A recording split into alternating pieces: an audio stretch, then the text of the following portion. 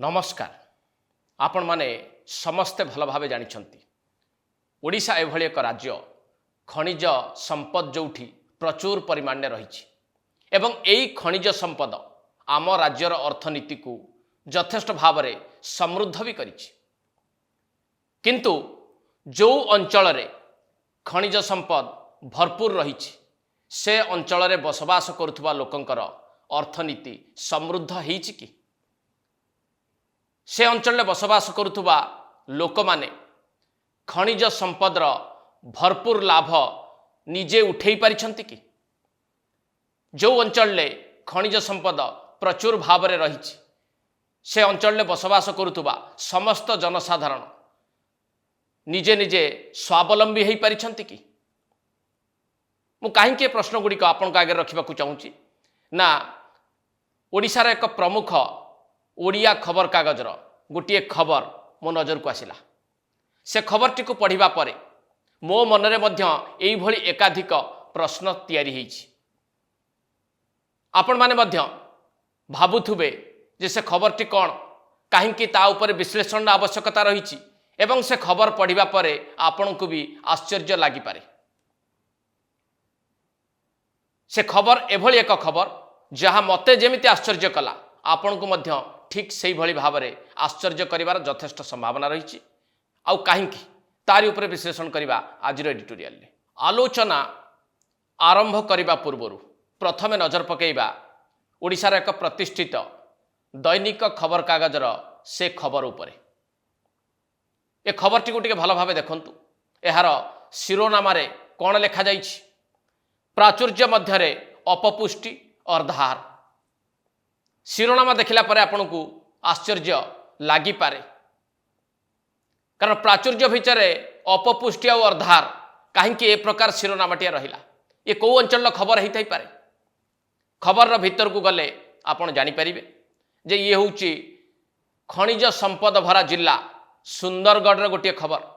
सुंदरगढ़ कोईडा अंचल एक खनिज संपद समृद्ध अंचल भाव में जनाशुना। खनि अर्थनीति रे कोईडार एक विशेषत्व भी रही। कोईडा ब्लॉक रो सदर महकुमा ठारू 4 किलोमीटर दूर रे गोटे गाँ रही जार ना हूँ तेंतुलीडीही। तेंतुलीडीही जो अवस्था को वर्णना करा जाइए खबर रे, जो गाँव रे छोट पिलांक ठारू आरंभ करके वयस्कंक पर्यंत समस्ते एभली भाव में विभिन्न रोगरे आक्रांत, केही पेट पूरा खाइबा को पाउ नाहंती अर्थात अर्धाहारर स्पष्ट सूचना रही। अपपुष्टिर मध्य लक्षण रही तेंतुलीडीहीर छोट छोट पिलांक मध्यरे। छोट पिलांक ठारू वयस्कंक पर्यंत एई गाँर 80 रु अधिक परिवार खाद्य टिके पाइबा पाई, जीवन धारण करिबा पाई एबे भी अहरह संघर्ष करुछंती। सरकार तरफ घोषणा करा जाइतिबा कौनसी सुविधा सुजोग तांको पाखेरे एबे भी अपहंच रही। एवं 80 रु अधिक परिवार बसवास करुवा गोटे गाँ से पुणी कोईडा ब्लॉक रो सदर महकुमा ठारू 4 किलोमीटर दूर रे अवस्थित। या सत्वे प्रशासन जदि आज पर्यंत से गाँर अवस्था सुधार आनी पारि नाही, ताहले भाबंतु खनिज संपद भरा कोईडा अंचलर ये कौ प्रकार स्थिति को बयान करुछि।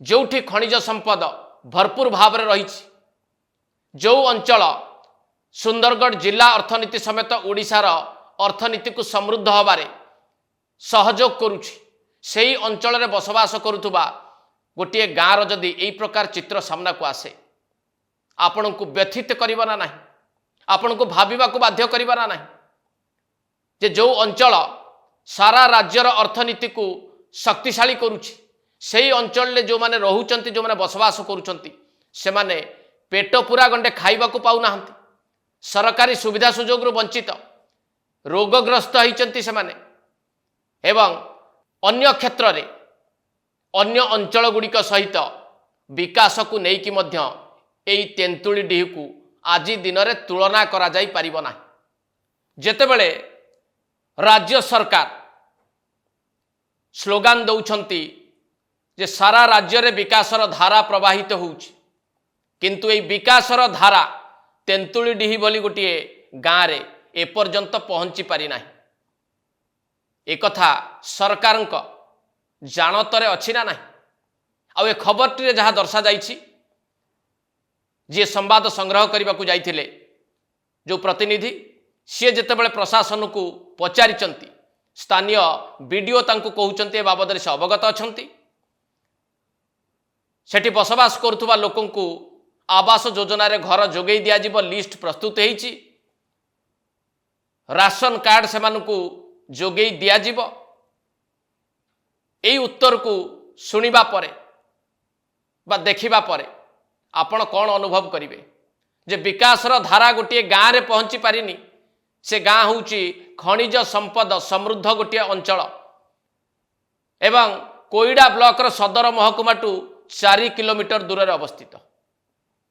ତେଣୁ ସରକାରଙ୍କର ସ୍ଲୋଗାନକୁ ସାଧାରଣ ଭାବରେ ଲୋକମାନେ କେତେ ଦୂର ବିଶ୍ୱାସ କରିବେ? ଆପଣ ଟିକେ ଭଲ ଭାବେ ଚିନ୍ତା କରନ୍ତୁ। 2026 ମସିହାରେ ଯଦି କୋଇଡ଼ା ଅଞ୍ଚଳର ଏଭଳି ଗୋଟିଏ ଖବର ଏକ ପ୍ରମୁଖ ଖବରକାଗଜର ବଡ଼ ଖବର ଭାବରେ ସାମ୍ନାକୁ ଆସୁଛି ବା ନଜରକୁ ଆସୁଛି, ମନେ ପକାନ୍ତୁ 2016 ମସିହାର ଏଇଭଳି ଗୋଟିଏ ଖବର ଜାତୀୟ ସ୍ତର ଗଣମାଧ୍ୟମରେ ବେଶ ଚର୍ଚ୍ଚାରେ ରହିଥିଲା, ଓଡ଼ିଶାକୁ ମଧ୍ୟ ଅଧିକ ଚର୍ଚ୍ଚିତ କରିଥିଲା। ସେ ଥିଲା ଯାଜପୁର ଭଳି ଗୋଟିଏ ଶିଳ୍ପ ସମୃଦ୍ଧ ଖଣିଜ ସମ୍ପଦ ଭରା ଜିଲ୍ଲାର କାହାଣୀ। ଯାଜପୁର ଜିଲ୍ଲାର ଦାନଗଦି ବ୍ଲକର ନଗଡ଼ା, ଯେଉଁଠି 22 ଜଣ ଶିଶୁଙ୍କର ମୃତ୍ୟୁ ହୋଇଥିଲା ଅପପୁଷ୍ଟିରୁ। ଆଉ ଏ ଖବର ସାମ୍ନାକୁ ଆସିବା ପରେ ରାଜ୍ୟ ପ୍ରଶାସନ ଠାରୁ ଆରମ୍ଭ କରିକି ଜାତୀୟ ସ୍ତର ପର୍ଯ୍ୟନ୍ତ ସମସ୍ତେ ବିଚଳିତ ବୋଧ କରିଥିଲେ। କେହି ବିଶ୍ୱାସ କରିନଥିଲେ ଯେ ଯାଜପୁର ଭଳି ଏକ ଶିଳ୍ପ ସମୃଦ୍ଧ ଜିଲ୍ଲାରେ ଅପପୁଷ୍ଟି ଯୋଗୁଁ 22 ଜଣ ଶିଶୁ ମୃତ୍ୟୁବରଣ କରିଛନ୍ତି। ଏବଂ ତାପରେ ସରକାରଙ୍କ ପକ୍ଷରୁ ତନାଘନା ଆରମ୍ଭ ହେଲା। ନଗଡ଼ାରେ ପହଞ୍ଚିଲେ ସରକାରଙ୍କର ପ୍ରତିନିଧି, ନିର୍ବାଚିତ ଲୋକ ପ୍ରତିନିଧି ଏବଂ ନଗଡ଼ାର ନକ୍ସା ବଦଳାଇବା ପାଇଁ ନେଲେ ସଂକଳ୍ପ। ଏହାର ପୁଣି କିଛି ବର୍ଷ ପରେ 2023 ମସିହାରେ ସେଇ ଯାଜପୁରରେ ଆସିଲା ଆଉ ଗୋଟିଏ ଖବର। ନଗଡ଼ା ପାଖାପାଖି ଅଞ୍ଚଳ ତୁମୁଣି ବୋଲି ଗୋଟିଏ ଗାଁ, ସେ ଗାଁରେ ମଧ୍ୟ ଶିଶୁଙ୍କର ମୃତ୍ୟୁ ହୋଇଛି ଅପପୁଷ୍ଟି ଯୋଗୁଁ। ଏ ଖବର ଆସିବା ପରେ ପୁଣି ଥରେ ସରକାରୀ ସ୍ତରରେ ତନାଘନା ଆରମ୍ଭ ହେଲା। ଯଦି ନଗଡ଼ାରେ ବିକାଶକୁ ତ୍ୱରାନ୍ୱିତ କରିବା ପାଇଁ ସରକାର ସବୁ ଯୋଜନା କାର୍ଯ୍ୟକାରୀ କଲେ, ତାହେଲେ ପାଖରେ ଥିବା ଆଉ ଗୋଟିଏ ଗାଁରେ କିଭଳି ଅପପୁଷ୍ଟି ଯୋଗୁଁ ଶିଶୁଙ୍କର ମୃତ୍ୟୁ ହେଲା। ଗଣମାଧ୍ୟମରେ ଆସିଥିବା ଏହି ତୁମୁଣିର ଖବର ମଧ୍ୟ ପୁଣି ଥରେ ଲୋକଙ୍କୁ ଭାବିବା ପାଇଁ ବାଧ୍ୟ କଲା ଯେ ଯାଜପୁର ଭଳି ଗୋଟିଏ ଶିଳ୍ପ ସମୃଦ୍ଧ ଏବଂ ଖଣିଜ ସମ୍ପଦ ଭରା ଅଞ୍ଚଳରେ ଏବେ ବି ଅନାହାର, ଅର୍ଦ୍ଧାହାର, ଅପପୁଷ୍ଟି ଏ ସବୁ ଭରପୁର ହେଇକି ରହିଛି। ଆଉ ତାର ଗୋଟିଏ ଗୋଟିଏ ପ୍ରମାଣ କିଛି କିଛି ଦିନ ବ୍ୟବଧାନରେ ଗଣମାଧ୍ୟମରେ ସାମ୍ନାକୁ ଆସୁଛି।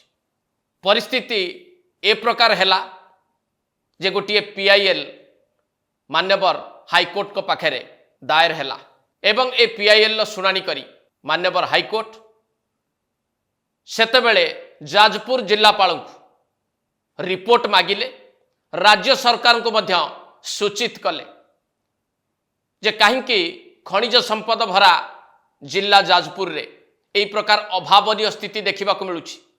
ସ୍ଥାନୀୟ ପ୍ରଶାସନ, ଜିଲ୍ଲା ପ୍ରଶାସନ ଏବଂ ରାଜ୍ୟ ପ୍ରଶାସନ କାହିଁକି ଏ ନେଇକି ଆଖି ବୁଜି ଦେଉଛି?